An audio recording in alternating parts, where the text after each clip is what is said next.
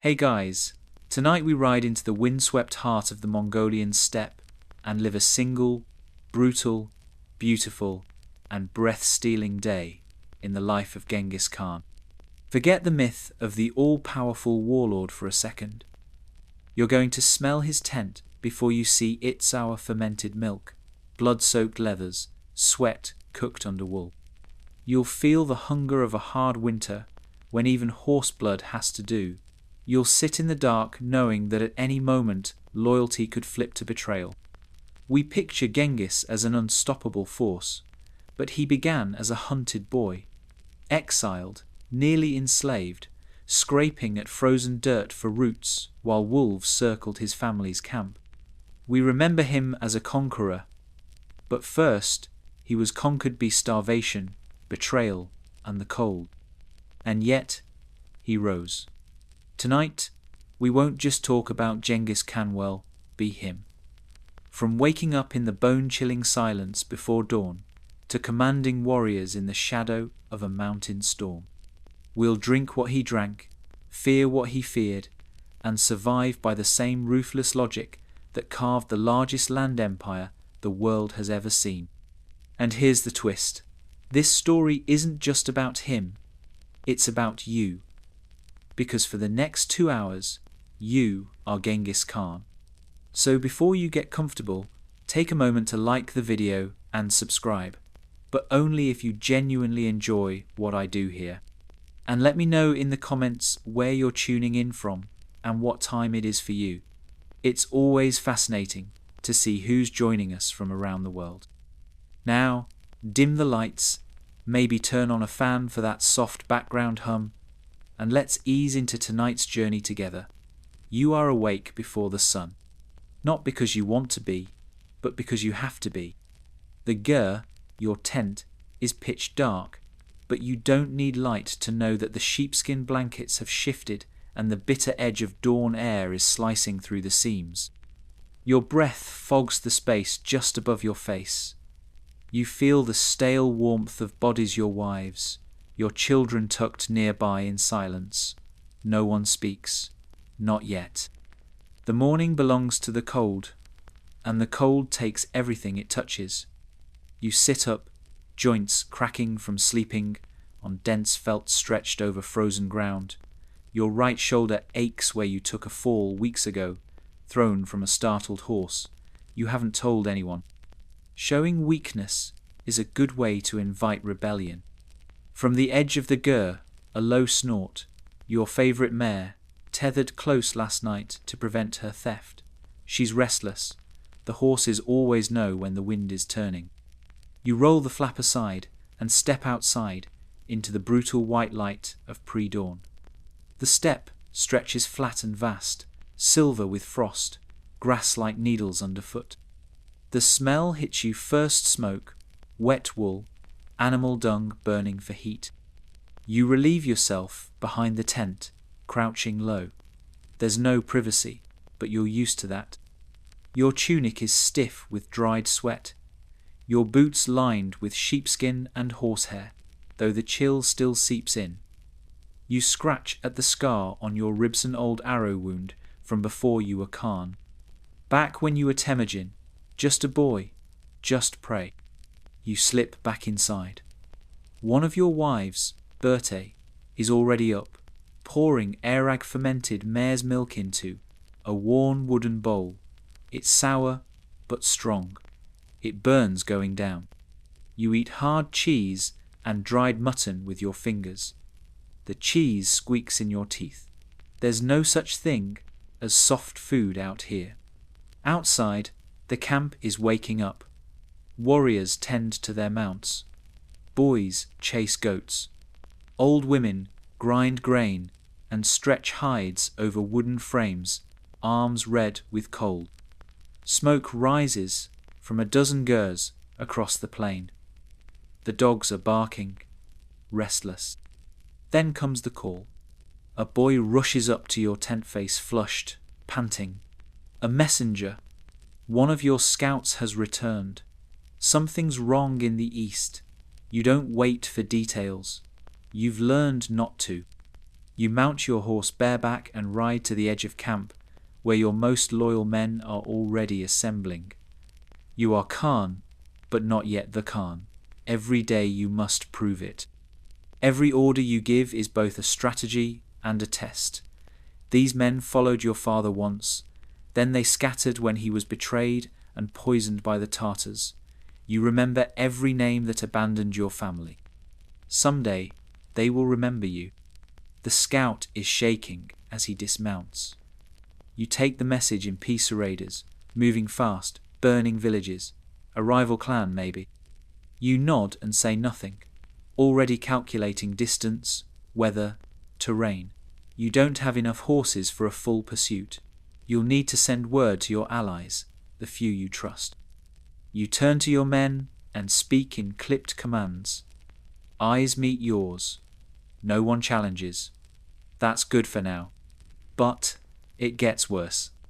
Back at camp, one of your sons, Jochi, the quiet one, is missing. Your wife's face is hard with worry, but she doesn't speak. Jochi always wanders off, but this time it feels different. You order a search party. If he's been taken, you don't finish the thought. You spend the next hour sharpening your bow, inspecting your armor. Your gear is simple but deadly. You wear boiled leather under fur, your sword curved and nicked. Your bow, made of laminated wood and horn, hums when you string it. You can hit a man at full gallop from 200 meters. So can every man in your army. By midday, you are riding again, scouting higher ground. From this vantage, the steppe feels endless, a cold ocean of grass. You remember what your father told you as a boy: the sky is eternal, and the earth does not care. He said this before he died in agony, betrayed by those who toasted him the night before. You remember the starvation that followed, your mother boiling bones to make soup that tasted like nothing. You remember the hunger that never went away. And still, you rose. Now you command dozens of families. Soon it will be hundreds. You are forging an empire not with bricks or gold, but with loyalty and fear. The men around you are bound not by blood, but by need. You offer them horses, loot, and revenge. They give you everything. The sun begins to set, bleeding red across the sky. The wind picks up. You catch the scent of smoke on the air, too much smoke. A village is burning. You press your heels into your horse's side and ride hard, teeth gritted. The rest follow. The world blurs in wind and hoofbeats. You draw your bow as you ride, the movement fluid. You can feel your blood quicken, not with fear, but with clarity. You were born for this. As you crest the ridge, the village comes into view. Smoke, ash, and corpses. A rival clan's banner flutters in the wind taunting. You don't hesitate. You charge. Your men scream as they descend, arrows flying, blades flashing. But as you enter the smoke-choked village, you hear something worse than war cries. You hear a child crying. You dismount, sword in hand, stepping over the body of a woman you might have known. The hut is collapsing. Inside, a girl no older than 7, blood on her face. She stares at you, silent. You pick her up with one arm and carry her out into the open. You don't know if she's friend or enemy. Doesn't matter. She's yours now. You give her to one of your wives that night. She will be raised in your camp. Like everything else on the steppe, if it survives, it belongs to you. That night, you sit before the fire, silent. Jochi has returned. He got lost, tracking a herd of deer. You say nothing, but the rage simmers under your calm. One day, he may inherit everything, or he may die by your hand. That is the way of the Khan. As the flames crackle and the wind howls outside, you feel the empire already forming not in cities or laws, but in fear, in hunger, in survival. You close your eyes and sleep lightly, one hand on your knife. Because tomorrow it begins again. You wake to the sound of your name, Temujin, not Khan. That name cuts differently. It's older, more dangerous. Only those who remember you from before the hard years, the hungry ones, still use it. You roll over in the low light of morning, already feeling the tension in the air before your eyes open fully. Someone's horse was stolen in the night, and that means someone's trust is about to break. You sit up, listening. No birds. Just the wind scraping over grass and canvas, and the hushed, nervous voices of your men trying to sound calm. In the steppe, nothing disappears without cost. A missing horse isn't just an inconvenience, it's an accusation. A thief in the camp means dishonor. If it's an outsider, you hunt them. If it's someone inside, well, you step outside into the pale dawn, dressed in nothing but wool and leather, your breath curling up like ghost smoke. You see them, a cluster of warriors standing by the edge of camp, where hooves left tracks leading north into the hills. All eyes turn to you. You don't speak at first, you walk the tracks. Fresh, but clean. Someone skilled, someone who's done this before. You squat, touch the print with 2 fingers. The heel drag is wrong for a stranger. No, this was one of yours. A slow, dangerous anger tightens your chest. This isn't just theft, this is defiance. And defiance spreads like rotfast and fatal if you don't cut it out. You turn, say only 3 words. Find the man. The tension snaps like a bowstring. Your men scatter, shouting, armed. This isn't about a horse anymore. It's about fear. It's about making an example. While they search, you drink cold airag in silence. Berthe sits across from you, eyes sharp. She's always known how to read your face, even when you show nothing. She says nothing about the thief. Instead, she asks about the girl you saved yesterday, the orphan, the one who now sleeps with the others, wrapped in furs by the hearth. You glance toward her. She has not spoken since you pulled her from the fire, but her eyes are wide, watching everything. You don't answer, Berthe. There's no point. Everyone on the steppe is either a tool or a threat, sometimes both. Word comes before noon. They found him, your cousin, Bector. Blood. You didn't want it to be him. But of course it was. He's always resented you. Jealous, older, stronger, but never clever.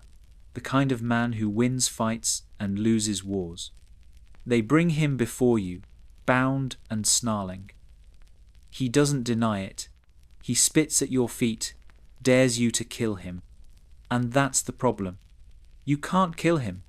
Not yet. Not cleanly. You know what death means out here. You take a man's life. You take his loyalties with him. You kill Bector, and some men in your camp might ride off in the night. Or worse, pretend to stay while sharpening knives behind your back. So you do something worse. You exile him.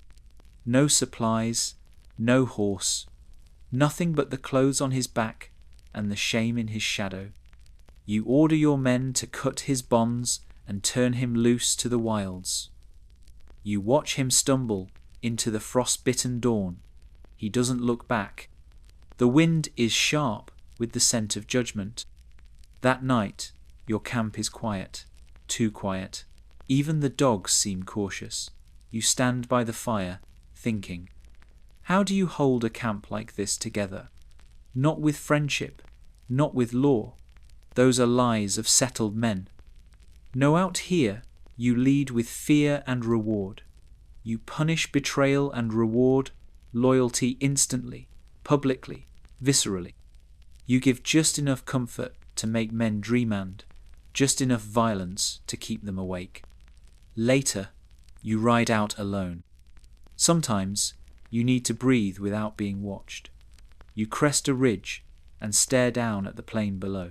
The same endless steppe you've known since you were a child, but tonight it looks different. Hungrier, like it's watching you now. You think of your father's death. You were only 9. He was poisoned by the Tartars after a peace banquet mead laced with slow venom. You remember his mouth foaming, the shaking, the blood. You remember how his friends turned away before he was even cold. You remember the hunger after, the betrayal, how your own family left you to die, your mother digging roots with her bare hands just to keep your siblings alive. And you remember the day you stopped being afraid. It wasn't a ceremony, no crown, no firelight, just a moment standing alone with a bloodied knife in your hand and no one left to run to. You became calm the day you realized no one was coming to save you. From that day forward, you decided you would be the storm. Back at camp, they're waiting for your return. The girl sits by the fire, silent, but something about her expression has changed. There's calculation in it now. A flicker of something you recognize: anger, sharpened into survival. You nod to her once, just once, and she looks away. She will do well here. You eat boiled goat meat in silence. Your warriors murmur about the exiled cousin. Some approve, others say nothing. That's fine. Let them think. Let them worry. Paranoia is a leash all its own. As you finish the last bite, you feel it again, that old familiar weight. Not fear, not regret. Responsibility. Not for them, for you. Because if you falter, if you hesitate, if you grow soft or sentimental, this fragile empire of felt and bone and fire will devour itself. They'll kill you in your sleep and ride your best horses into the dark, forgetting your name before the blood dries. So you keep your blade close, your trust closer, and your memories closest of all. And as the fire burns low, you know what must come next. Conquest. The wind has teeth tonight. It bites through the seams of your gur like a ghost that hasn't forgiven you. Even wrapped in felt and fur, the cold presses against your skin like a wet knife. You don't sleep yet. You rarely do. When you do manage it, it comes shallow and fitful. Every sound outside hoofbeats, a cough, a child stirring, jerking you back from rest like a hand on your throat. Outside, your warriors huddle around low fires, speaking in murmurs. You can't hear the words, but you know what they're discussing.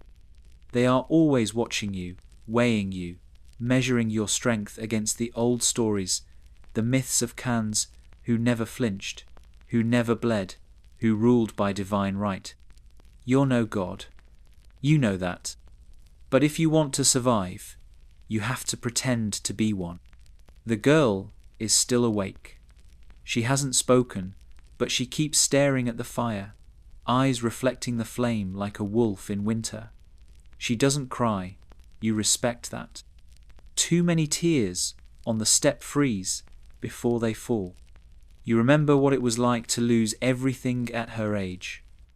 You remember being dragged through snow with your arms tied, humiliated, half-starved, your own blood freezing in your nose. You remember the day a boy your age tried to take your kill-just orangutan, how you crushed his skull with a stone while the others watched. That was the day your brothers stopped calling you soft. That was the day you realized something crucial. Mercy is a luxury of the powerful. And you're not powerful, not yet. Tonight, your scouts return. There's movement to the south. A rival clan is positioning near a freshwater spring territory that should belong to you. The same bastards who betrayed your father. You know what this is. A test. They're not attacking outright. Not yet. They want to see how far they can go. How many times they can spit near your camp without getting their throats cut. They're watching. Just like your own men. Just like you used to watch the wolves to see which one would kill first. You don't make a decision right away. You pace the edge of camp, the night wind cutting through your cloak. The stars are ruthless, above bright and clear, and completely indifferent. You've learned to take your time with vengeance.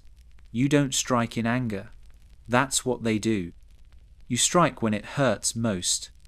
Back inside the tent, you roll out the map-screwed, hand-drawn hide sheets, marked with rivers, mountain passes, old burial grounds, enemy camps, winter trails. You trace a path with your finger. There's a way. A long route around the southern ridge.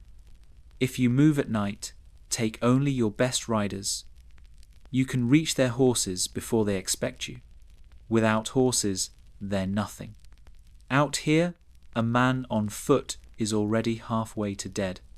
You call for your most trusted captains, Jelmi, Boorchu, Subutai, men who have bled for you, men who you've saved from dishonor, from exile, from death. You speak plainly. You don't promise victory. You promise spoils, scars, and survival. That's more than most Khans ever give. They nod. And that's all you need. Before dawn, your warband assembles. Silent, focused. The horses are packed light. You ride without banners, without drums.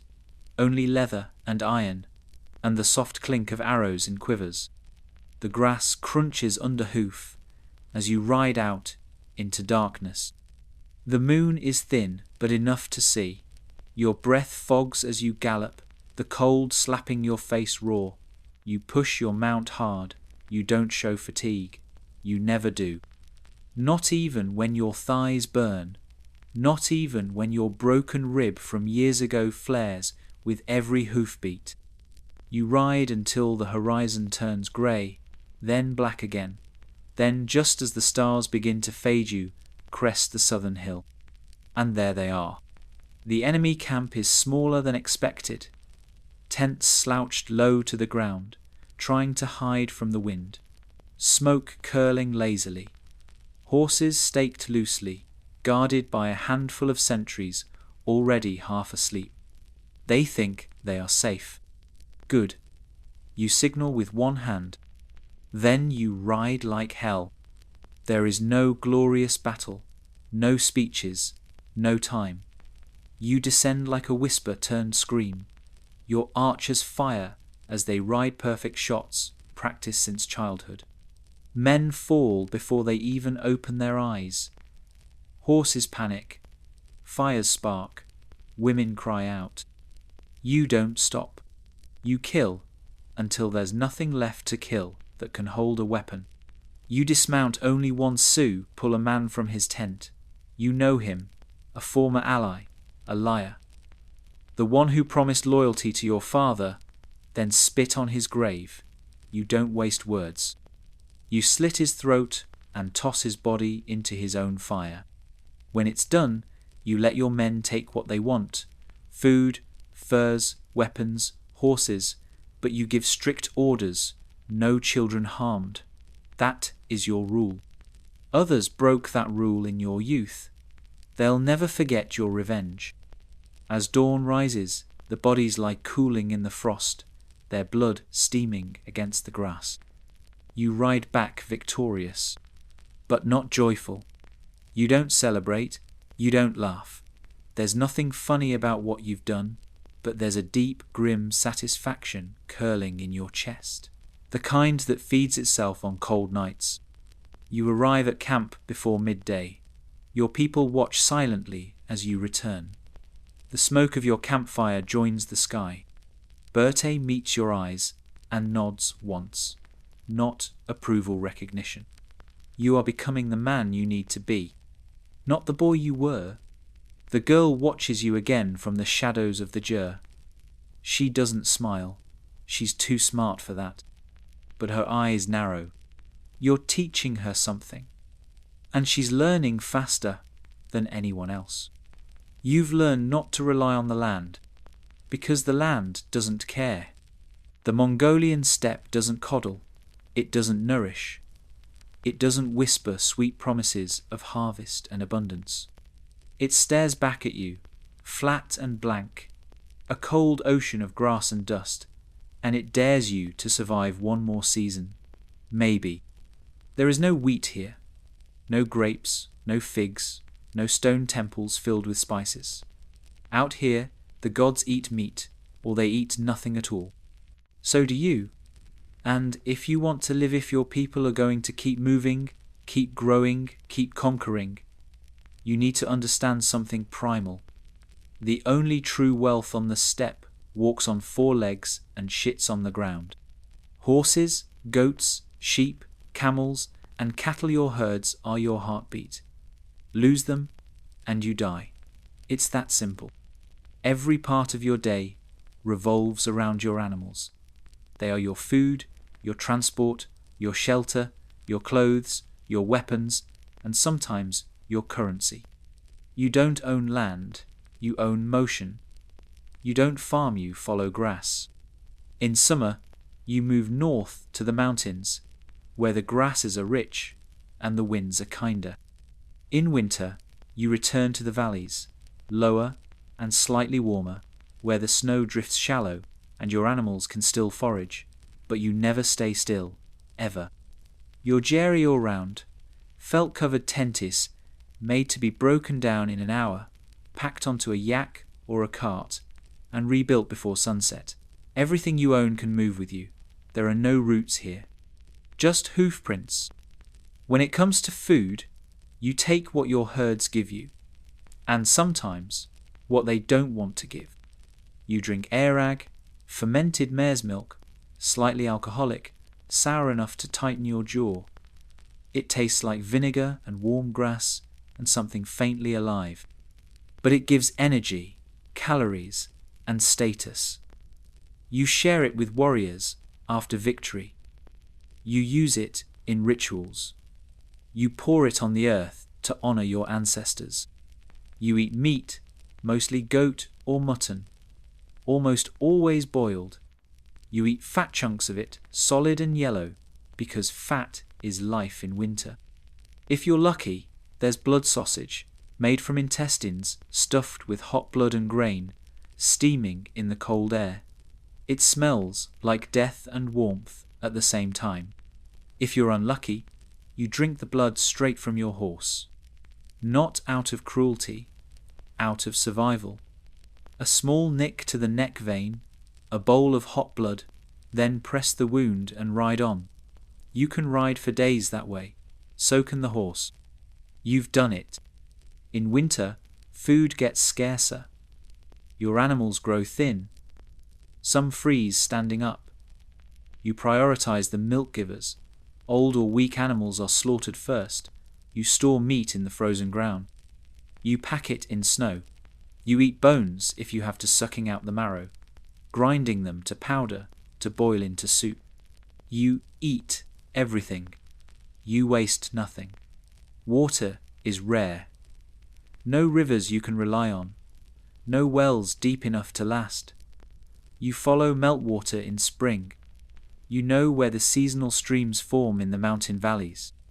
You cut through frozen ice to drink, or you melt snow in leather buckets over dung fires. It tastes of smoke and effort. Your people know drought, like other civilizations know war. But it gets worse. Disease. You don't have cities. That saves you from some of the worst plagues that devastate settled empires. But you're not immune. You deal with parasites, fevers, infections from wounds that never quite close. A single tooth infection can kill a man in 2 weeks. A single outbreak of bloody flux dysentery can wipe out a quarter of a camp in a month. There are no hospitals, no apothecaries. Your healers are women mostly wise in herbs, salves, poultices made from animal fat and ash. They know how to boil urine, how to set broken limbs with wooden slats, how to chant the old words to frighten spirits away from the body. You believe in spirits. You have to. Because out here, there are so many ways to die, that you can't explain. You burn dried herbs to ward off sickness. You mark sick tents with black symbols. You isolate the dying. Sometimes, if they linger too long in agony, you end their suffering with a knife. No one speaks of it. Everyone understands. You survive because of rhythm. Every day begins with fire, with milk, with tending the animals. Children ride before they walk. Boys are given bows as soon as they can string them. Girls learn the weight of water buckets and how to carve meat with frozen hands. There's no childhood, only apprenticeship to endurance. Your warriors carry dried meat and cheese in their saddlebags. They eat while riding. They shit off the sides of their horses, if they have to. They can sleep curled in the crook of their saddles like cats in a tree. Every man in your army is a survivalist, a marksman, a butcher, and a tracker. Because out here, anyone who isn't everything dies. Even your fires are strategic. You burn dung, not wood because there are no forests, and dung is plentiful. It burns slow and hot and smokes less. You use the ashes to clean your blades. You rub it on your boots to waterproof them. It smells like every winter you've ever lived through. There is no garbage. There is no waste. There is only what you haven't used yet. And yet, in all this harshness, there is wealth, real, tangible power. Because when other empires are starving due to bad harvests, you move. When others are trapped behind walls, you adapt. You do not rely on soil or river or bureaucracy. You rely on instinct, loyalty, and speed. You understand something they don't. That civilization is a trap when the weather turns. Out here, civilization rides a horse and wears a bow on its back. And that's why you survive. Because when the herds die, you raid. When your children grow hungry, you attack. When the world forgets your name, you remind them with fire. You are not a farmer. You are not a builder. You are a storm given flesh. And your survival is not gentle or noble or divine. It is earned done brutal day at a time. The wind shifts direction overnight. And with it, everything changes. The animals grow restless, first ears twitching, tails swatting at nothing, hooves pawing the ground. Then the cold deepens, not gradually, but like a trap-door opening beneath the season. The frost comes faster, snow falls sideways, and suddenly it's not autumn anymore. It's winter, and out here, winter doesn't knock. It breaks in. You are awake before the storm fully sets in, wrapping yourself in layered wool and stepping outside into a sky gone white and furious. You felt this kind of cold before. The kind that gets into your teeth, into your joints, the kind that hurts, the kind that can hollow a man out from the inside if he breathes too long through his mouth. The gers must be moved. Quickly. You call for the women, not because they're weaker, but because they're the organizers. While warriors ride, it is the women who build, pack, maintain, instruct. They know what cords go where, which wooden struts are weakest, how to fold and lash every piece of the home to a cart in under an hour. Even the children help. They've seen this dance before. The move begins. You travel slow, the wind biting at the exposed skin between your glove and your sleeve. The horses walk with heads low, fur stiff with ice. Even the dogs fall silent. You head south toward the shallow valley near the Bone Hill, where the grass dies last and the snow rarely drifts higher than a knee. Every camp has a place like this. The last ground. You reach it by nightfall, and the gers are already going up wooden lattice bent into domes, covered in thick felt, made from compressed sheep's wool and treated hide. The felt is the real magic. It insulates like stone and weighs almost nothing. Inside, the hearth is already lit. The smoke escapes through the central crown the two-nooth round, opening at the top. In summer, it lets in stars. In winter, it's your chimney, your eye to the heavens, your lifeline. You step inside, shaking off snow. The warmth hits your face like a slap. Not comforting, necessary. Bertie is stirring a pot over the fire meat, fat, blood, bone. It smells thick and sharp, like staying alive. You settle near the flames, pulling off your boots. Your toes are numb. You press them to the firestone floor. They burn, then itch. Good, they're not dead yet. There's a noise outside. Wailing. Not fear. Birth. A young woman in the next tent is giving labour her first. The older women are already inside with her. Men are not allowed. This isn't for you, it's for them. You remember the fear in Berta's eyes the first time. How long she screamed. How you stood outside, helpless, while the entire ger pulsed with pain like a heartbeat. Childbirth is a war of its own. There is no doctor, just midwives. Just bone knives, boiled water, chants to the sky spirits. They burn incense and chew bitter root. They rub goose fat on the woman's belly and hang talismans carved from horn near the door. If she bleeds too much, she dies. If the baby doesn't cry, it dies. Sometimes they both die. That's just what it is. But tonight, a cry. A strong cry. You hear it from your ger and say nothing, but inside something releases. You nod to the fire as if thanking it. New life. It means the camp will go on, at least another generation. You think of your mother, how she raised you and your siblings alone after your father was murdered, how she boiled bones to make broth, how she walked barefoot in the snow so you wouldn't have to, how she never remarried not out of love, but because marriage would have meant giving up control. She ruled your broken family with silence and fists. She was your first calm. You wonder if she would recognize what you've become now. Outside, the wind howls louder. The storm thickens.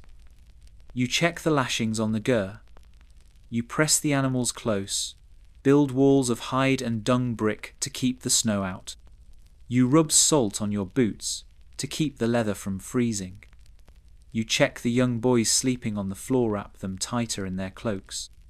You do these things yourself, because winter kills the careless first. When illness comes, it comes fast. Coughs become lung rot, cuts fester. Diarrhea kills faster than arrows. You've seen it. You've watched warriors with 6 kills die screaming from a tooth infection. You've held a child while she bled from the nose and mouth, fever glossed, and nothing worked. Not herbs, not chants, not the shaman's goat bones, nothing. Sometimes the sky just takes people. You bury your dead shallow in winter. The ground is too hard. You mark graves with stones, not names. Names are for the living. The dead go back into the land. You burn some of the bodies, especially if the illness spreads. The smell is awful hair and fat, and regrettably it ends the sickness. Sometimes you dream of warmth, not fire-real warmth, like the bathhouses of distant cities you've heard about, places with steam rooms, with servants, with hot oils. You wonder if they're real, or if they're just stories told to children, so they'll sleep better. Your warriors grow quiet in storms like this. Even the fiercest among them have nightmares of being buried alive in snow, of waking up frozen, unable to scream. The steppe does that. It teaches respect, not with wisdom, with trauma. Still, you endure. Every morning, you rise. You stretch your legs and listen to your bones. You drink warm milk and spit in the fire for luck. You take your knife and run it across the inside of your wrist not to cut, but to feel the steel. If it's warm, you live another day. If it's cold, you fight. This is what it means to survive out here. No calendars, no clocks, only fire and frost, and whether or not your horse lies down in the night. You've begun to feel your age. Your knees ache more than they used to. Your hair comes out in clumps. You squint now, especially in the wind, but you show none of it. Because in this world, old men who show weakness don't become elders. They become memories, and not always honoured ones. So you sharpen your blades in silence. You wrap your knees in goat wool. You pretend not to wince when you rise. You don't let your sons see the tremble in your hands when the cold bites too deep. Not yet. Not until they're strong enough to challenge you. Then, and only then, will you show them how much you had to hide just to keep them fed. Because surviving out here isn't just about keeping your heart beating. It's about building something, a tribe, a legacy, an empire of motion. And winter harsh, cruel, magnificent winter reminds you that nothing is yours. Not the land, not your name, not even your breath. You borrow everything from the wind. And someday the wind will come to collect. To understand how the Mongol Empire was born, not just militarily, but culturally, you need to understand the invisible systems that held it together. There were no courts, no cathedrals, no scrolls of law. And yet, there was order. A harsh, brutal, unflinching order, but one that worked. At the top of this order was Genghis Khan, himself once Temujin, son of a poisoned chief, outcast and half-starved, now ruler of all tribes from the Onon River to the edge of China.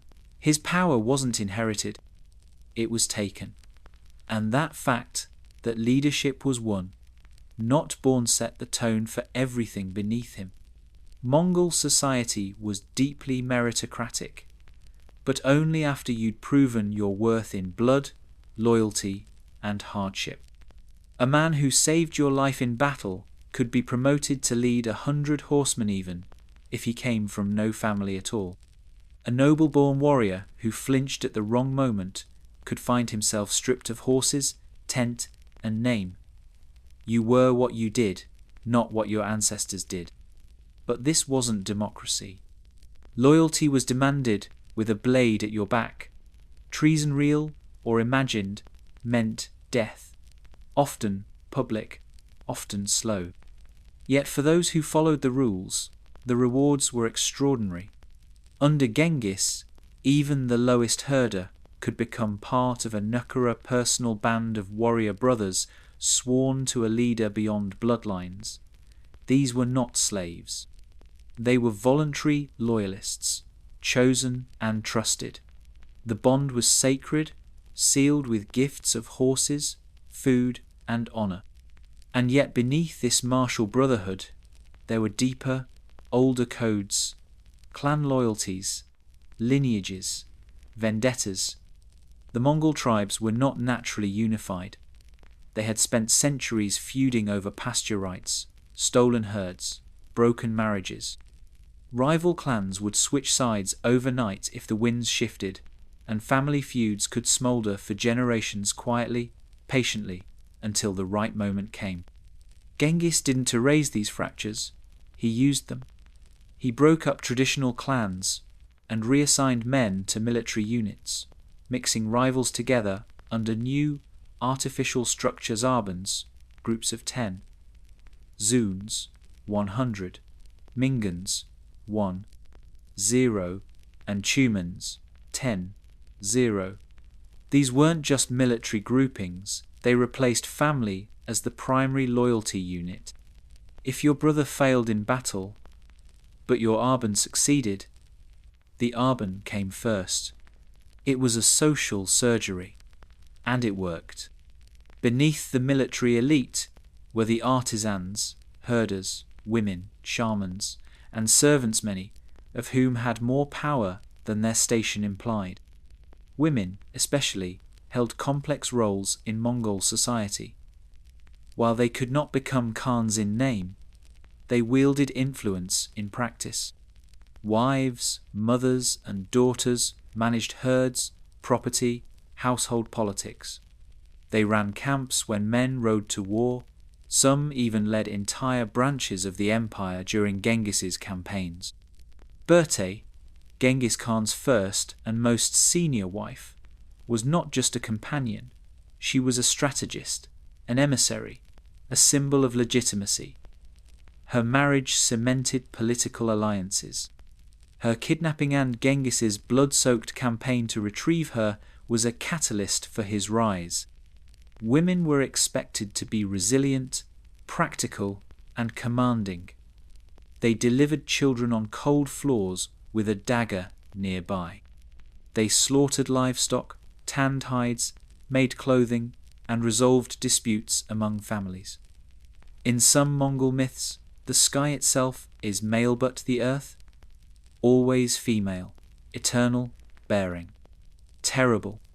The Mongols did not build temples, but they believed deeply in spirits. Their religion was shamanistica, tangled world of animal souls, ancestor ghosts, and sky gods. The Tengri, the eternal blue sky, was both divine judge and cosmic father. It watched silently.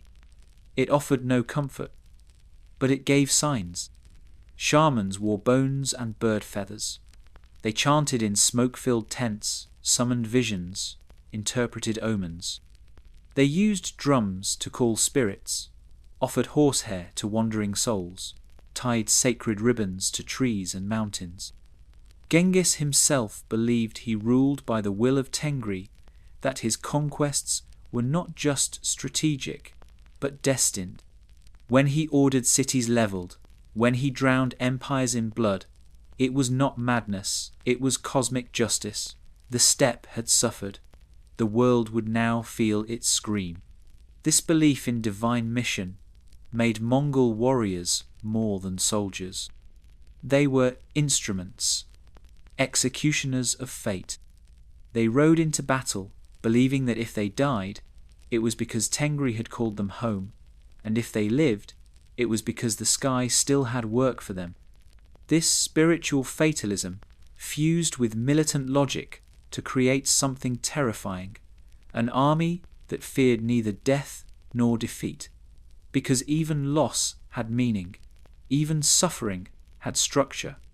Back at home, family was still sacred, but it was brutal. Sons could rise or be executed for dishonor. Daughters could inherit flocks or be married off to secure alliances. Old age brought respect, but only if you'd earned it. An old man who had not bled for his people was not honored, he was pitied. Honor came from endurance, from surviving when others failed, from taking back what had been stolen. And that was Genghis's true genius. Not that he invented new systems, but that he took the raw materials of Mongol tradition, loyalty, vengeance, mobility, family, and faith, and weaponized them into a society that moved like a single living organism across the continent. No walls, no borders, no peace, just motion, fear, and the certainty that somewhere the blue sky was watching. Mongol society was not lawless. It only looked that way to outsiders, those who mistook the absence of palaces, robes, and court scribes for chaos. But within the steppe, law was a living thing. It wasn't written on scrolls. It was written on memory, fear, and the bones of the disobedient. It was called the Yasa Code of Law, attributed to Genghis Khan himself, though parts of it were older, inherited from tribal customs, and refined through conquest. The Yasa was not a list of rights. It was a list of lines invisible, iron, and absolute. Cross them, and you died. Steal from another man's herd? Death. Lie in court? Death. Touch another warrior's captured loot without permission? Death. Disobey an order in battle? Dethieven, if you were right. Rape a woman in a conquered city without permission? Death. It was harsh, unforgiving, but in its brutality lay a kind of fairness. You always knew where you stood. Even Genghis Khan's own family was not immune. When one of his sons disobeyed a direct military order, the punishment was not reprimand, it was humiliation followed by exile. This wasn't pettiness. It was precedent. It was performance. If the Khan's own blood could be disciplined, everyone could. This is how he kept power, not by trust, but by consistency. He demanded loyalty, but he returned it. If a soldier followed orders, he was rewarded. With horses, with wives, with slaves, with land, even if he was born a beggar. Entire cities were gifted to individual generals. Peasant boys became princes overnight, but only if they obeyed with total precision. This meritocracy terrified settled elites across Asia, not just because it was foreign, but because it worked. In the Mongol world, the old power structures were irrelevant. Birthright meant nothing if you failed to perform. Nobility was just another kind of livestock if it couldn't fight, plan, or suffer. But the system was not equal. Women, though powerful in their own realms, were still traded as political currency. Daughters were married off as hostages, peace-bringers, or quiet weapons. Wives could influence policy from the shadows, but they rarely ruled outright unless men were dead or absent. Still, Mongol women were freer than their contemporaries in most empires. They could own property, ride, hunt, divorce. Some led caravans, some led troops. Some, like Turigene, Khatan widow of Genghis's son, Ögedei, ruled the empire as regent with an iron grip, manipulating succession like a seasoned emperor. But these women earned power through force of will, not institutional support. The system didn't welcome them, it tolerated them when they couldn't be ignored. There were deeper contradictions too.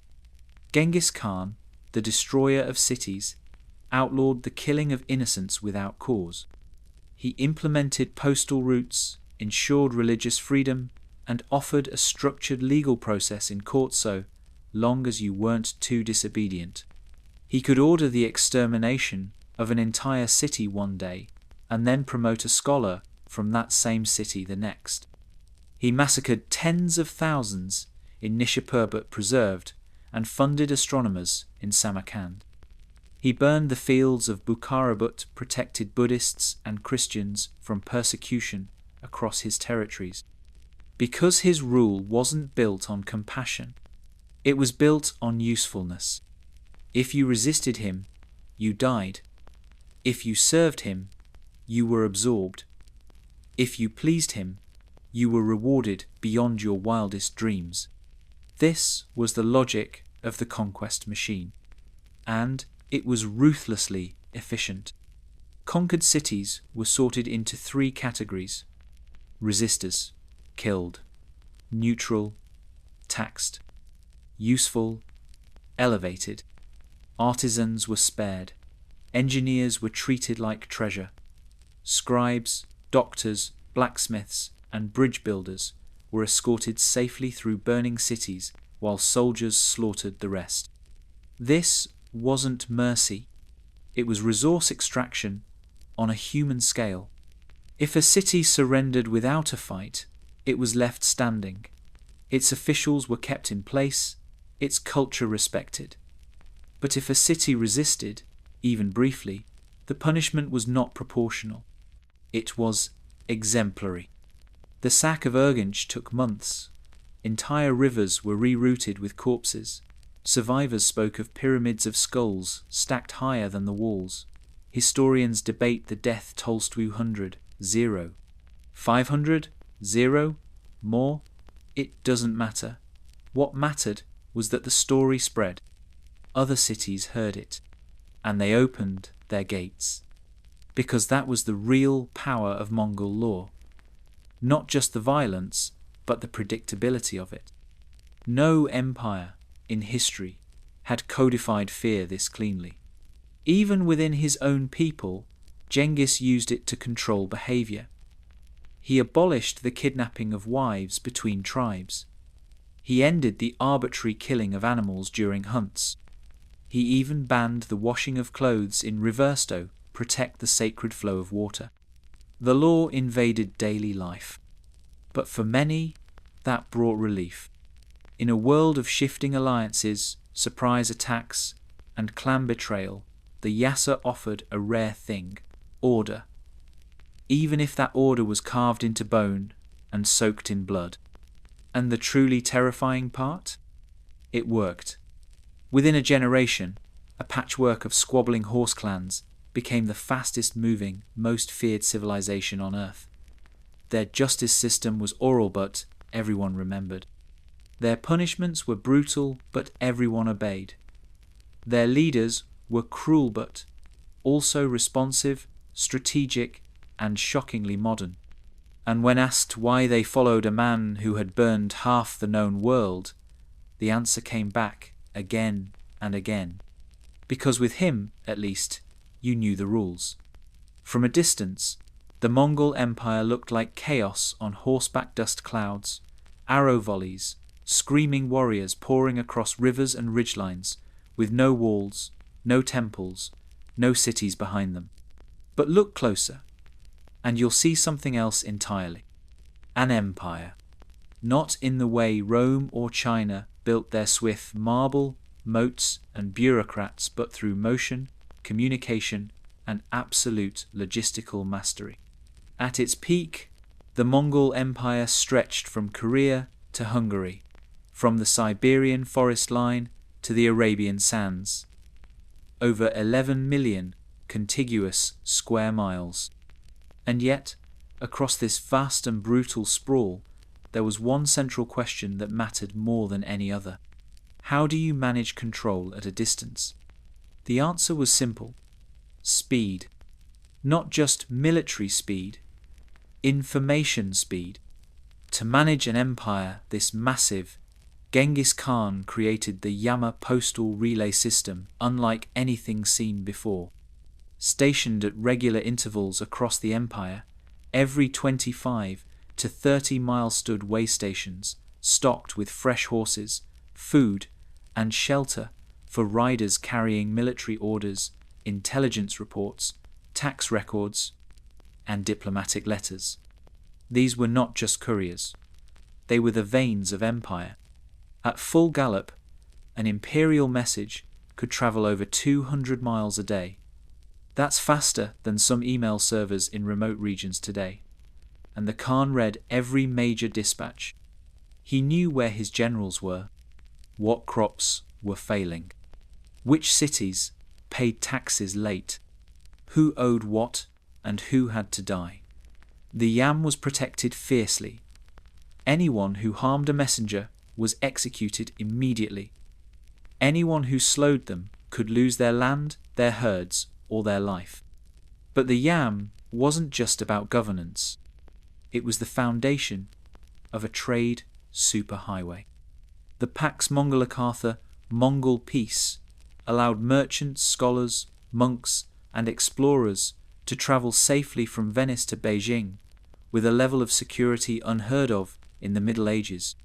Caravans moved silk, spices, jade, ivory, gunpowder, porcelain, paper money, medicines, astronomical charts, weapon designs, and disease. Yes, disease. The Black Death travelled across this very network less than a century after Genghis's death. But long before the plague, the Yam made it possible for capitalism to exist in an organised way between cultures that had never before trusted each other. Mongol guards were often posted to protect merchant caravans. Disputes were settled by Mongol courts. Cross-cultural agreements were enforced by law. And this mattered, because while the Mongols did not build cities in the traditional sense, they did something far more dangerous. They weaponized cities. Every major city the Mongols captured was turned into an economic node. Taxes were extracted systematically. Skilled workers were sorted and relocated. Entire populations of scribes, metallurgists, engineers, and textile workers were packed up and sent to wherever they were needed. They called it human resource management with a knife. If your city had a famous weaver, that weaver might end up 0 miles east in a Mongol-controlled workshop, producing goods for elite nomadic families. If your town had no technical value, you were left a loner, obliterated. They didn't just move labor, they categorized it. An early census under Ugadai Khan Genghis's son-documented households, assets, and skills. They needed to know who could read Chinese, who could mine silver, who could make siege engines. And if you were useful, they made sure you were kept alive and working. This was not slavery in the traditional sense. It was dislocated exploitation. Artisans became prisoners of assignment. They weren't chained, but they weren't free either. Entire groups of craftsmen were ordered to set up portable factories to supply goods to Mongol elites and military campaigns. Iron was smelted on site.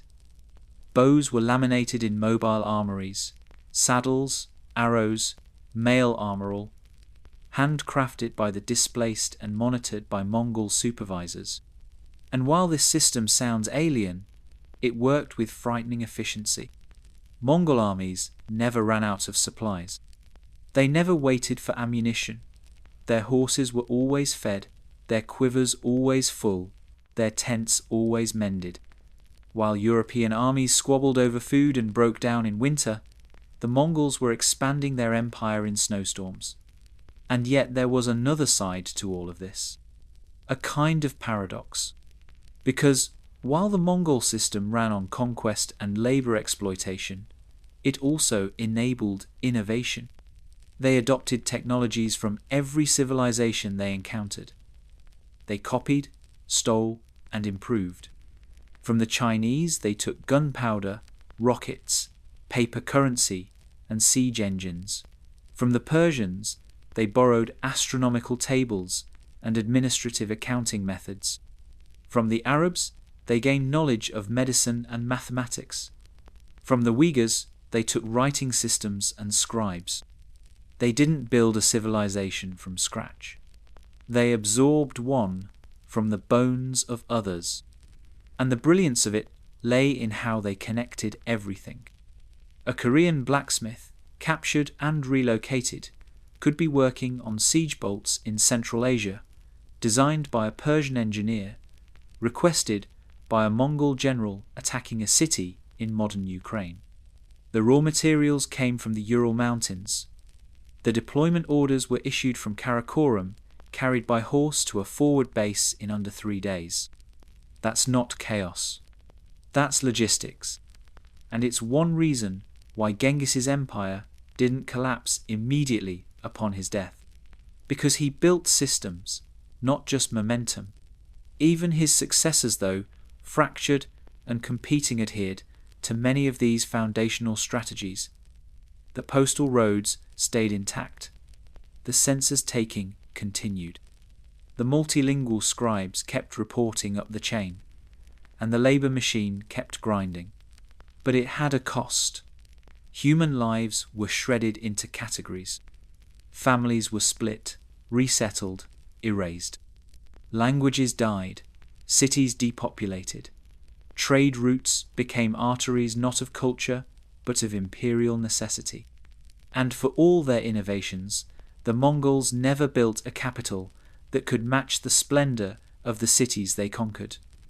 Karakoram was modest functional, not magnificent. It told a truth that Mongol leadership never wanted to admit out loud.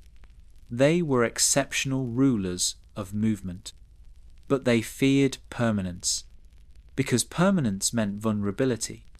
So the empire stayed fast, brutal, fluid and temporarily brilliant.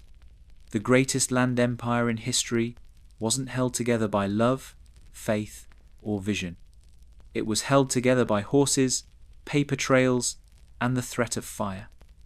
The man we call Genghis Khan was born into a forgotten valley, unloved by history, unnamed by empire, unblessed by any prophecy. He died in 1227, his body hidden, his tomb undiscovered to this day. And yet somehow that boy from the steppe still commands attention across continents, 800 years after his death. But what exactly did he leave behind? That depends on who's telling the story. To the Mongols, he wasn't still either national hero, the eternal founder, the chosen son of the eternal blue sky. His face appears on currency, his name on airports, vodka bottles, street signs. He is invoked not as a memory, but as a presence living, symbolic, and unburied. To Persians, he was catastrophe made flesh. Entire libraries burned, canals choked with bodies. Cities like Nishapur, once vibrant centers of art and science, turned to ash. Chroniclers from the region wrote that not even cats or dogs remained in the wake of Mongol conquest. One Persian historian described him simply: he came, he sapped, he burnt, he slew, he plundered, and he departed. To Europeans, he was a ghoster rumour wrapped in smoke and terror. Some called him the scourge of God. Others fantasized about him being a potential Christian ally against Islam. They didn't understand what he was. They didn't want to, but they felt his reach. Even the Pope sent envoys. They never came back. To the Chinese, he was both invader and ancestor. The Yuan dynasty founded by his grandson Kublai Khan ruled China for almost a century. During that time, Chinese innovations like printing, paper money, and fireworks became militarized and globalized. But the cost was steep: dynastic displacement, Han resentment, deep trauma etched into literature and art. And to the modern world, he's a meme, a legend, a name used to sell vodka, hot sauce, SUVs, energy drinks, and somehow leadership books. His brutality is sanded smooth. His conquests reframed as ambition. His massacres dismissed as collateral. But the truth resists simplification. Genghis Khan redefined what an empire could be not by building monuments, but by building systems. His rule wasn't just about killing, it was about integration, standardization, movement. It was about replacing borders with velocity, swapping dynasty for network. Before the Mongols, the world was a patchwork of isolated regions. After them, it was a connected organism, often through trauma, but connected nonetheless. From Hungary to Korea, coins, language, silk, books, laws, and bacteria flowed like never before. He did not unite the world peacefully. He broke it open, and the cracks he left behind still pulse today. But his legacy isn't just external, it's internal too. He left behind a philosophy of power won, rooted in simplicity and clarity, loyalty above blood, strength above class, performance above birth. He showed that a leader didn't need palaces to be effective, only obedience and reach. But he also left behind fear. His successors maintained the empire for over a century, but they lacked his ruthlessness, his presence, his contradictions. The very systems he built, the yam, the census, the military hierarchy, became tools of rival factions. Brothers turned on brothers, provinces fractured, loyalty decayed. Because without him, The engine still ran, but it had no soul. And when an empire runs without soul, it eats itself. The fragments of his empire became Khanates, the Golden Horde in the west, the Ilkhanate in Persia, the Chagatai in Central Asia, the Yuan in China. Some lasted, most didn't. They splintered under their own weight, under rebellion, under the burden of their own momentum. By the 15th century, the empire of Genghis Khan was gone, but not forgotten, because in truth, it never was an empire in the way we normally think of them. It wasn't meant to last forever, it was meant to consume, evolve, adapt. It was a storm-vast, disorganized, yet somehow precise in its devastation. It was not built to be remembered gently. It was built to be feared. And that fear worked. Even centuries later, when Russian Tsars or Ottoman sultans marched to war, they still invoked his name, in battle cries, in bloodlines, in silence. And yet, there's another contradiction. Despite the killing, the empire he left behind also enabled exploration, trade, and curiosity. Without Genghis Khan, there is no Marco Polo, no global Silk routes, no diffusion of Islamic mathematics into Europe, no blueprint for modern logistics and total war. Even today, military tacticians study his strategies. Business analysts quote him. Genealogists suspect that 1 in every 200 men alive today descends from his direct male line. His DNA is history, and Yethis' body has never been found. No tomb, no bones, no shrine, only whispers. Some say he was buried in a secret valley near the Onon River, that his funeral escort killed all witnesses and then themselves, that horses trampled the grave to hide it forever. Others say he isn't meant to be found, that the eternal blue sky he worshipped has no patience for marble, that he lives not in stone but in systems, that his empire was not about place but about possibility. And so, the man who once bled on the frostbitten dirt with a stolen horse and nothing to his name became the architect of the most terrifying, functional, contradictory civilization in human memory. He did not just conquer land. He conquered the idea of limitation. And when he looked at the world, he did not ask, "What do I deserve?" He asked, "Who will stop me?" Her name was Frau Trophea. No one knows where she came from. No records of her before, no stories of her after. Just this: on a hot July morning in 1518, she stepped into a narrow street in Strasbourg, raised her arms to the sky, and began to dance. Not gracefully, not joyfully, desperately. Her feet slapped the cobblestones like wet leather. Her body twisted, jolted, her mouth hung open. She was drenched in sweat within minutes. Her eyes locked in some distant place no one else could see. She didn't respond to shouting. She didn't stop for water. She danced through the day, through the heat, through the jeering of children and the gasps of old women. And she kept going. Night came. No torches, no music. She danced in the dark. Neighbours thought it was a fit, maybe madness, maybe demons.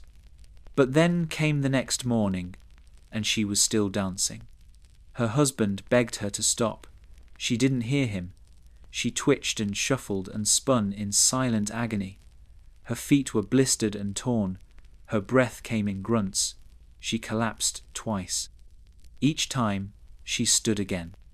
By the 3rd day, her feet were bleeding. By the 5th day, more people joined her.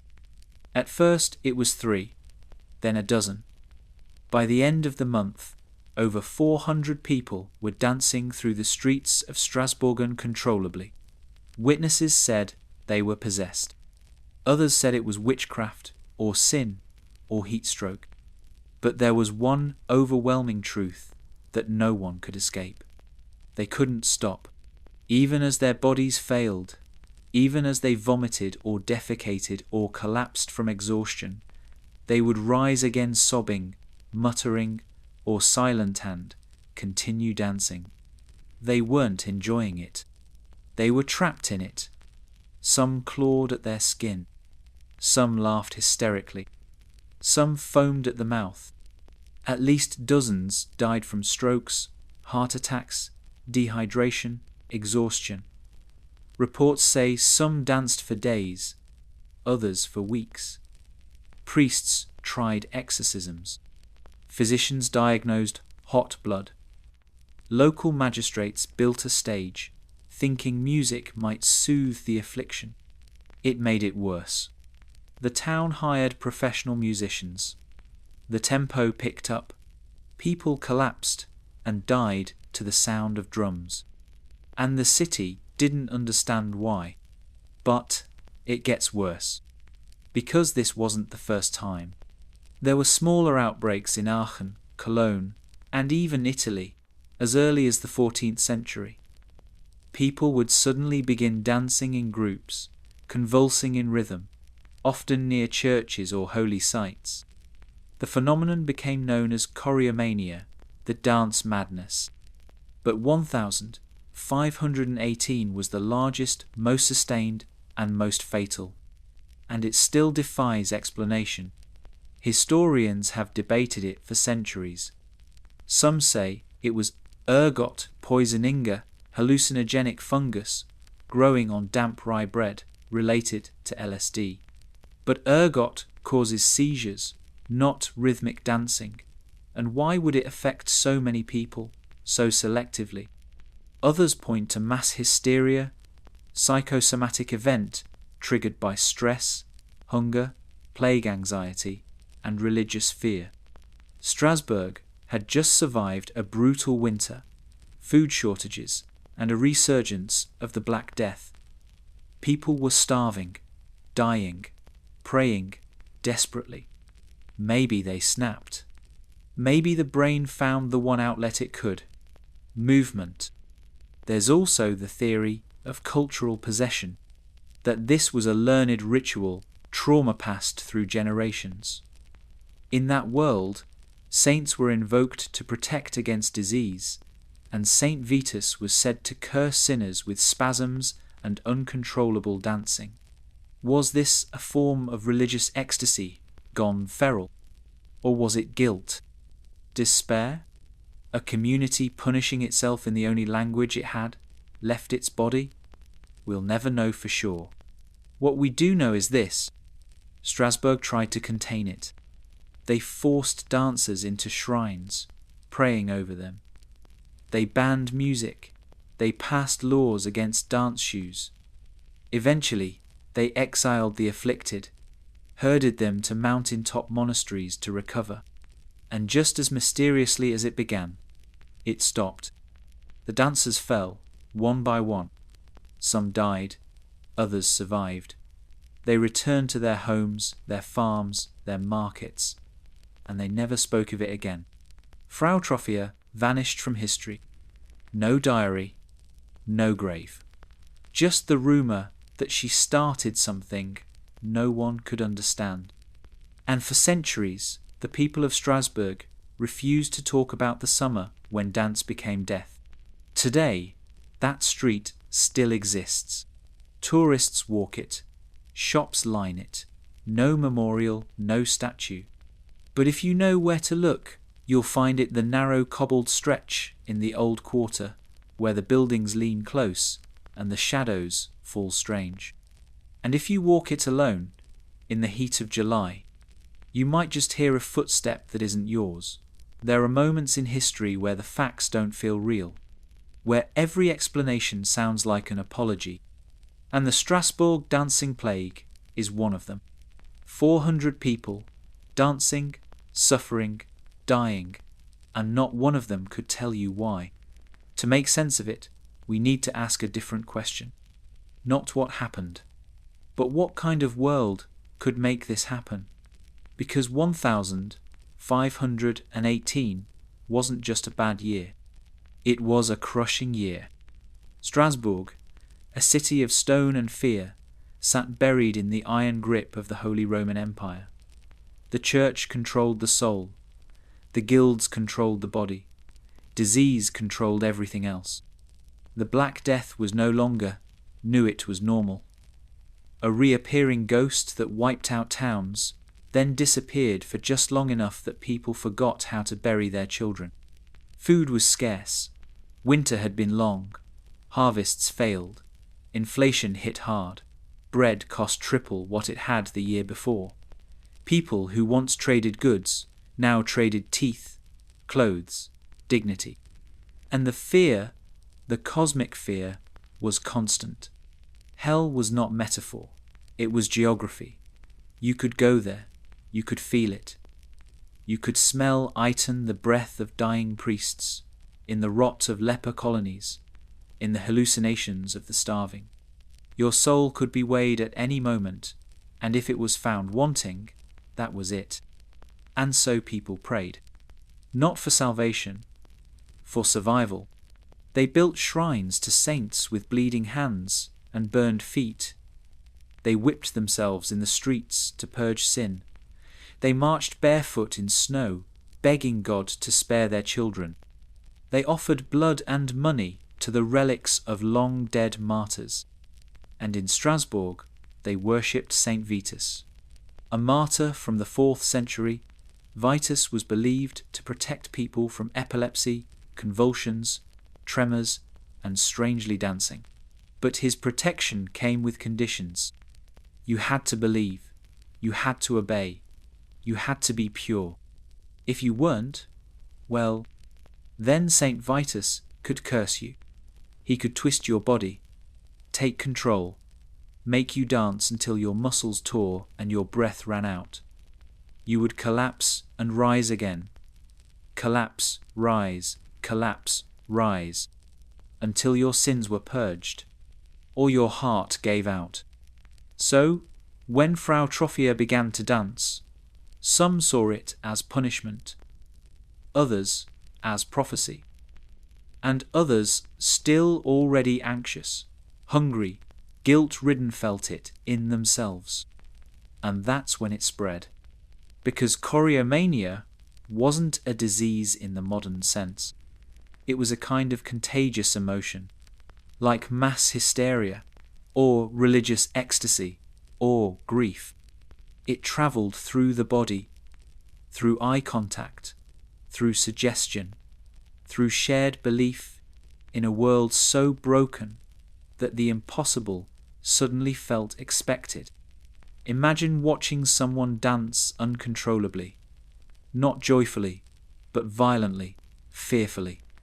Their arms jerking like marionettes, their eyes wide, blank, tear-streaked. Imagine watching them dance all day, into the night, into exhaustion. And now imagine you haven't eaten in 2 days. You just buried your second child. You've heard the plague is coming back. Your priest tells you your thoughts are impure, your dreams are unclean. That demons might be living in your marrow. Your body begins to feel strange. You feel light, tingling. Your heart beats too fast. You try to sit down, but your foot moves. Then the other. You laugh, you cry, people shout, you can't stop. And now it's you. This wasn't a performance. It wasn't rebellion. It was terror with choreography. The city tried to rationalize it. They brought in doctorsmen in robes with brass instruments and bleeding knives. Their diagnosis? Overheated blood, too much bile, unbalanced humours. Their prescription? More dancing. They cleared space in the Guildhall, set up a stage, brought in musicians, gave the afflicted room to purge the sickness through movement. But the stage became a mass grave. The tempo accelerated. People collapsed mid-spin, eyes rolled back, faces waxy and grey. Some fell and broke limbs. Some clawed at their throats. One man bit off his own tongue. Another screamed that he saw Saint Vitusand, then dropped dead where he stood. Eventually, they stopped the music. They burned the stage. They turned to the church. The dancers were rounded up, one by one. Many had to be dragged. Some still twitched. Others screamed as if they were being pulled out of fire. They were taken by cart, by mule, by foot up into the Vosges mountains, to the shrine of Saint Vitus. There, monks prayed over them. They bathed their feet in holy water, pressed relics to their foreheads, chanted for hours, days. And one by one, the dancing stopped. Not immediately. Some took weeks to recover. Some never fully did. A few died there, curled in silence. Others simply returned home and tried to pretend nothing had happened. But the city had changed. For years afterward, people refused to celebrate festivals. Music was banned in some quarters. Dancing was outlawed in church. St. Vitus shrines were smashed or hidden. The name Trophia was whispered like a curse. Because what everyone knew but no one said was this: it could happen again. If the food ran short, if the priests failed, if the plague came back, if the nightmares crept too close, then the rhythm might return, and your body, not your soul, would be judged.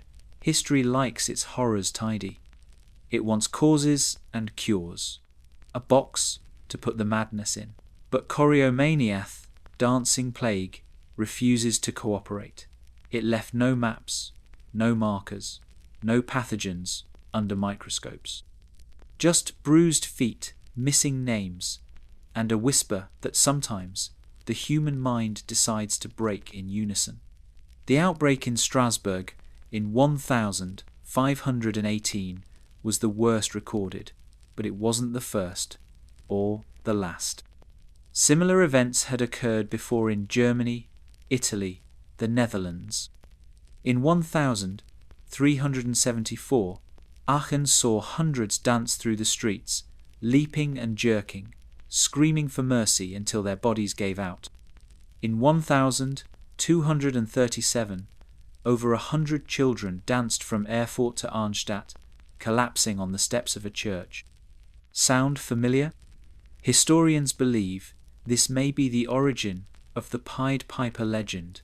A town, a tune, children lured away, gone. For centuries, these outbreaks were dismissed as myth, or worse, madness without meaning. But the more we learn about the mind, the more these so-called dancing plagues look less like superstition and more like a primitive language of trauma. You see, there's something called mass psychogenic illness. It's real, documented, studied. It happens when psychological distress expresses itself physically across a group. No virus, no bacteria, just people hurting the same way at the same time. It's happened in modern times. In 1962, in Tanganyika, modern-day Tanzania, 3 girls at a mission-run school started laughing uncontrollably. Within days, half the school was afflicted. The laughter spread to nearby villages. People laughed until they vomited, fainted, injured themselves. The outbreak lasted months. In 1983, in West Bank villages, girls began fainting and reporting strange smells. Dozens were hospitalized. Panic spread. No poison was found. In 1990, a group of Belgian schoolchildren fell ill, reporting nausea and fainting after drinking Coca-Cola. Hundreds were affected. The cause? Psychogenic. It keeps happening. Because the brain doesn't just think trauma, it stores it. And when language fails, when social pressure silences, when grief becomes unbearable, the body speaks. In Strasbourg, it spoke through rhythm. A shared beat. an unconscious language, a ritual of release that no one planned but everyone participated in. Some scientists today believe that the dancers of 1518 were not mad, but deeply sane, responding to environmental pressures in the only way they could. Their actions made no sense in isolation. But in context, starvation, plague, religious fear, existential dread, they were, perhaps, inevitable. They weren't dancing for joy. They were protesting with their bones. And then comes the darker possibility.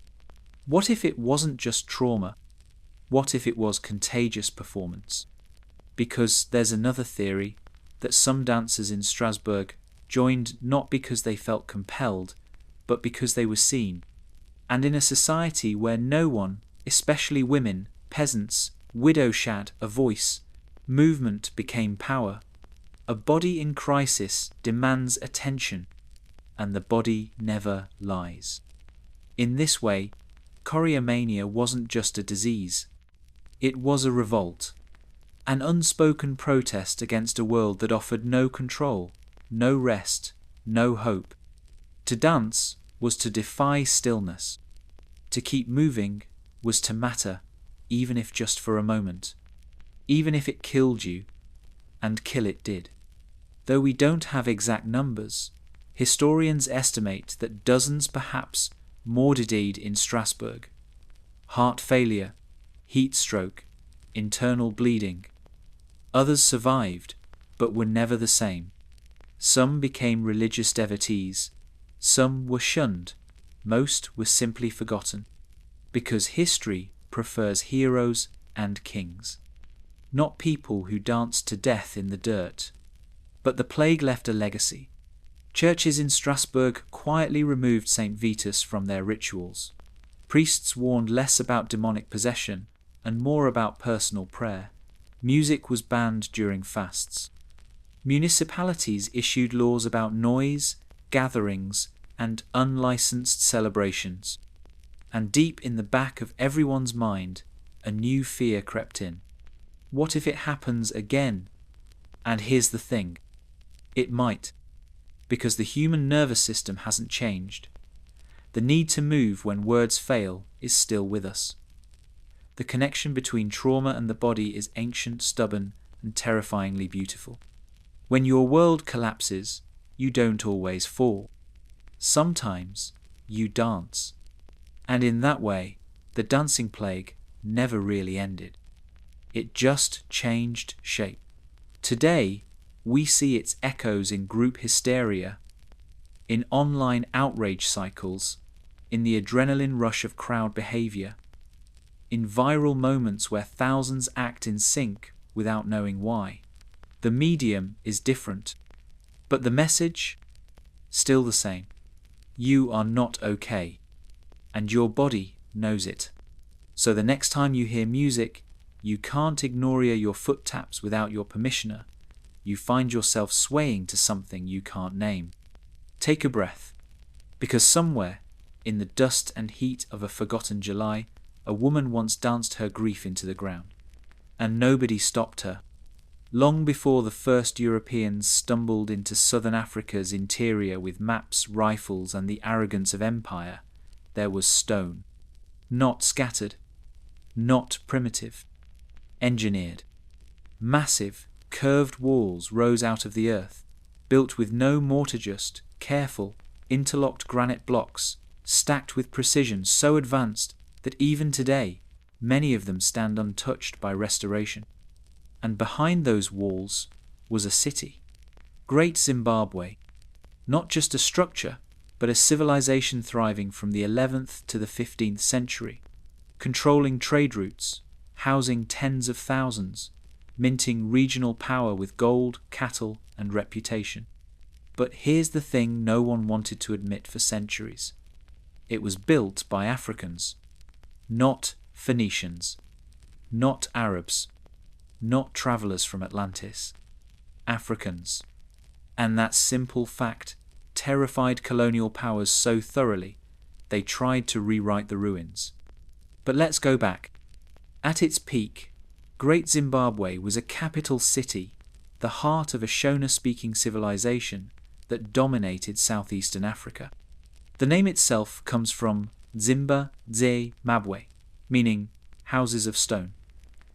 Unlike nomadic tribes or small farming villages, this was urban sophistication carved into the earth.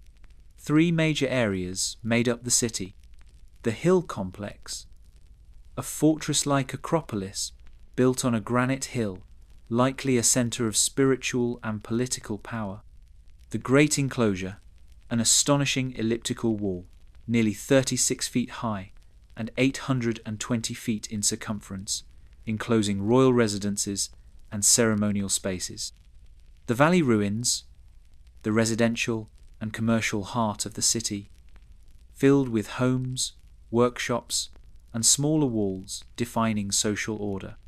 And it wasn't isolated. Far from it. Great Zimbabwe was connected to global trade networks. Chinese porcelain has been found here. So has Persian glassware, Arabian coins, and Indian beads. Caravans carried ivory, gold, and cattle north to Swahili coastal cities like Kilwa and Mombasathan, onward to the Middle East, India, and beyond.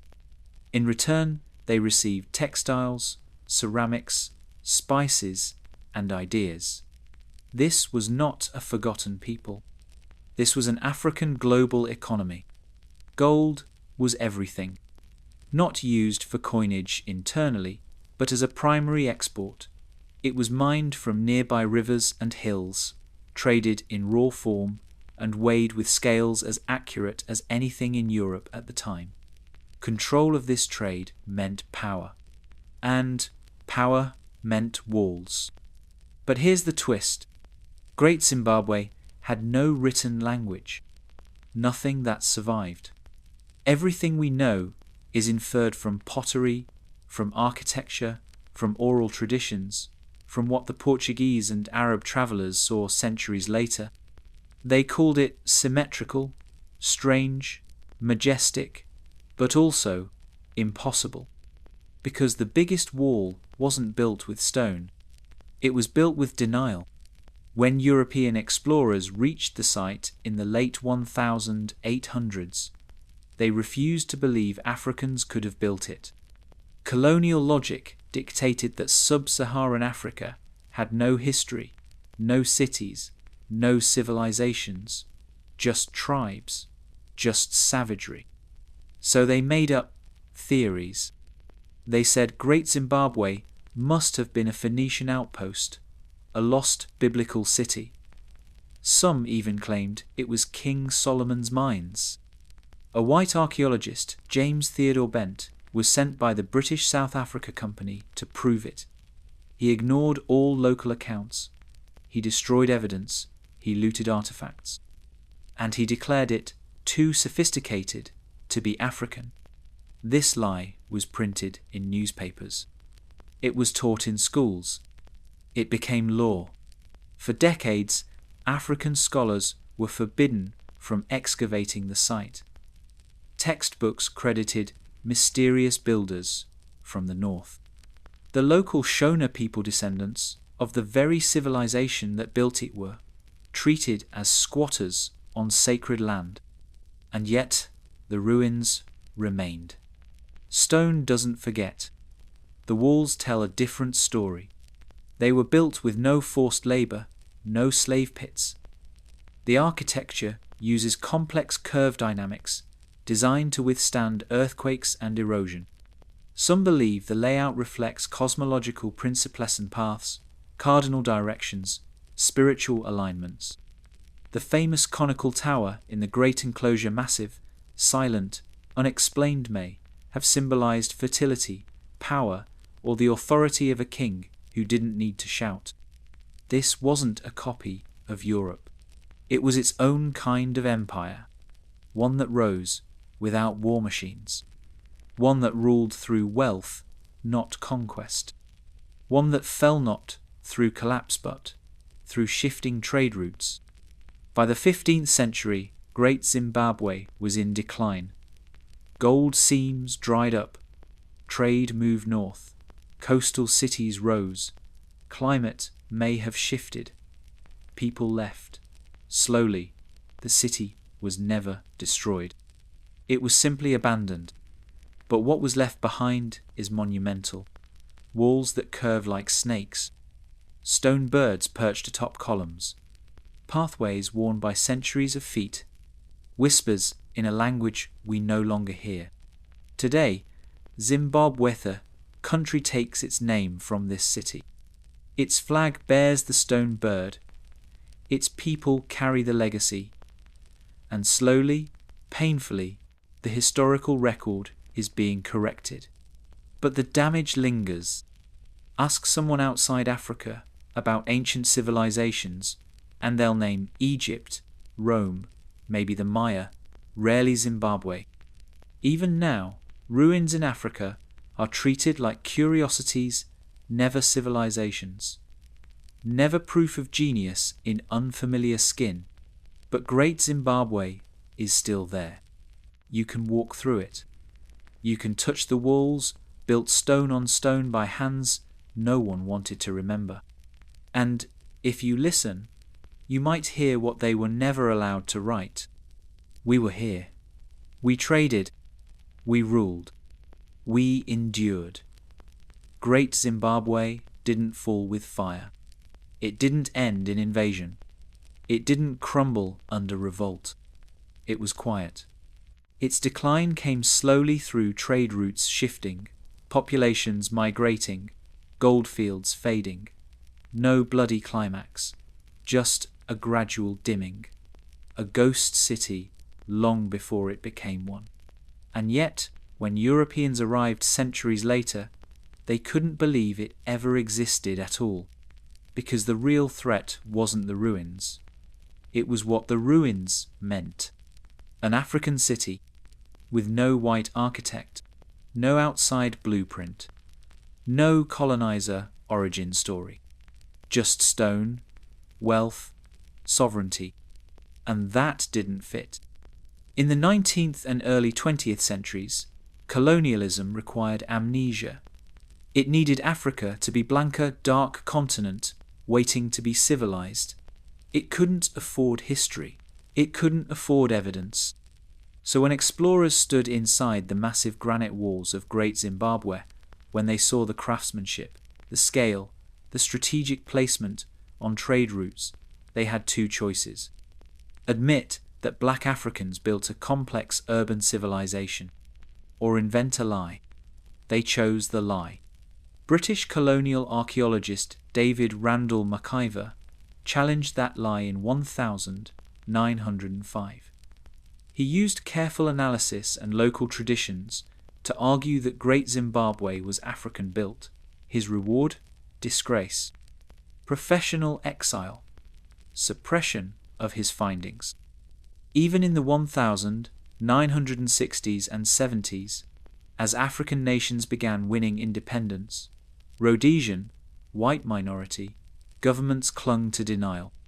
School children were still taught that Great Zimbabwe was foreign-built by long-lost white or Middle Eastern migrants, because to admit the truth would be to admit something dangerous, that long before European ships arrived, Africa had cities, with government, with economy, with art, with complex identity, and maybe, just maybe, that those societies weren't primitive, that colonialism wasn't a rescue, that it was a theft.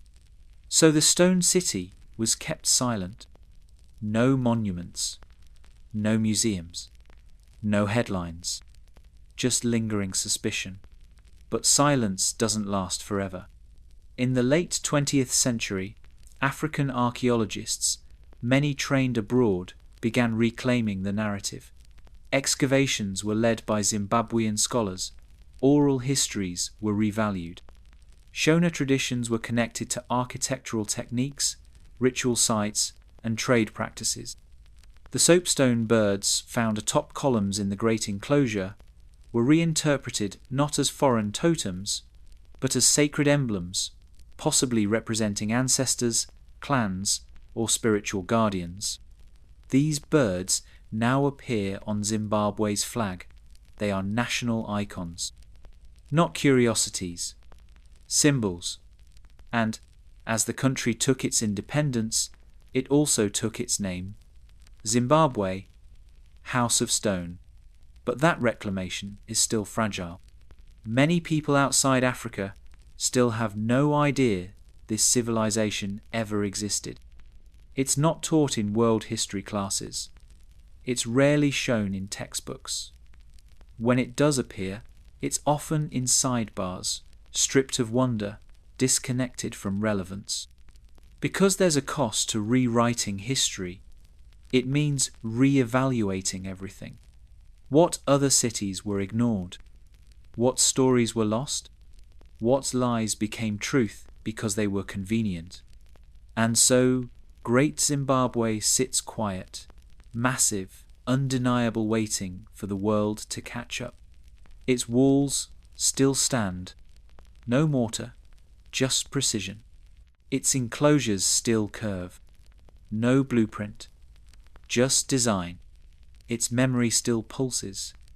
No text, just survival. Because some civilizations don't build pyramids. They build with rhythm, with silence, with stone that outlives names. Great Zimbabwe was never about grandeur. It was about presence. Proof that greatness doesn't need permission. And now that it's remembered, it demands a bigger question. How many more stories have we paved over? How many more ruins are we still refusing to see? It's February 8th, 1587. Early morning, cold enough that your breath fogs in the corridor. The guards are quiet. Faces pale. Some don't meet her eyes. Because today, they're escorting a queen to her death. Not a rebel. Not a criminal. A monarch, crowned, anointed, royal-blooded, and about to be beheaded by order of another queen. Mary Stuart Mary, Queen of Scots, 44. Once dazzling, now weathered. She has spent 19 years as a prisoner in England, held by her cousin, Elizabeth I, who sees her not as kin, but as a threat with a pulse. Mary has been accused of conspiring to kill Elizabeth. The Babington Plot, they called it, letters intercepted, a coded plan. Mary's supposed signature on a letter approving the assassination of the Queen of England. Maybe she signed it. Maybe she didn't. But the outcome was already decided. Mary had become too dangerous to exist. So now she walks, wrapped in black, between men who won't look her in the eye. She's led into the Great Hall at Fotheringhay Castle, Northamptonshire. A raised scaffold has been erected, wooden, clean, draped in black cloth. On it sits a small block. An axe rests beside it, two-handed, heavy. There are about 300 witnesses, courtiers, soldiers, scribes. Some have come for duty, some for spectacle. A few out of morbid curiosity. A queen's death is not a common thing. Mary steps up the scaffold with grace. She's always been theatrical. She knows the power of appearances. Even now, in her final moments, she plays the part. I am a Catholic, she declares to the silent crowd, and die in the Catholic faith. That's important. England is Protestant. Mary's death isn't just politics, it's heresy, identity, ideological warfare. The Reformation has ripped Europe in half, and this execution is its symptom. Mary kneels. She begins to pray in Latin, loudly, repeatedly. She prays for Christ, for her cousin Elizabeth, for her son, James VI, who may one day rule both Scotland and England. She removes her black outer garments, and underneath scarlet velvet, blood red, the colour of martyrdom, of sacrifice, of royal death. It's not subtle. This is her final act.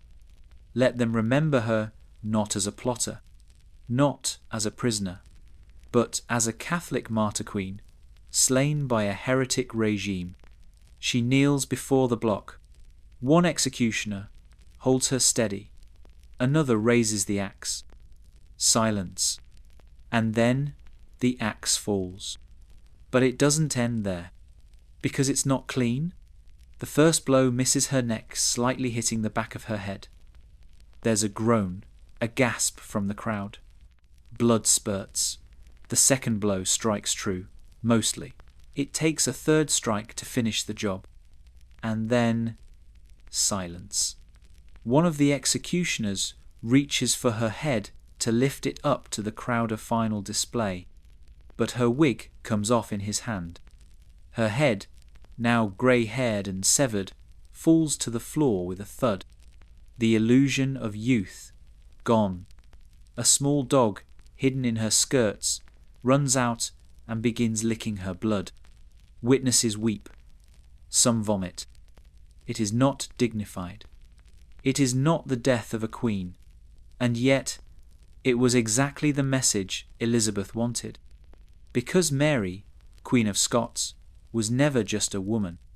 She was a symbol, a legitimate Catholic heir, a mother of a future king, a rival queen with French alliances and Scottish blood. She had been married to the Dauphin of France, crowned queen consort at 16, widowed by 18, returned to Scotland to rule, married again, badly. Her second husband, Lord Darnley, was murdered in a house explosion. The prime suspect? Mary's third husband, Bothwell, the man she married just weeks after Darnley died. Scandal erupted. Mary was forced to abdicate. She fled to England for safety, and Elizabeth locked her up for 19 years, treated well but always watched, always contained, until she wasn't, because Mary couldn't help but plot, or be plotted around. The Babington letters were intercepted, some say, fabricated. Her cipher cracked by Francis Walsingham, Elizabeth's spy chief. Every line of every letter copied, filed, baited, preserved. And when the moment came, Elizabeth hesitated. She didn't sign the execution warrant right away, but eventually she did, then claimed she didn't. Blamed her secretaries, wept in public. But the result was final. Mary was dead, and her son James VI of Scotland would never forgive Elizabeth fully. Yet, years later, he would inherit her throne, become James I of England, the first monarch of a united crown. So in the end, Mary's blood did reach the throne. But at what cost?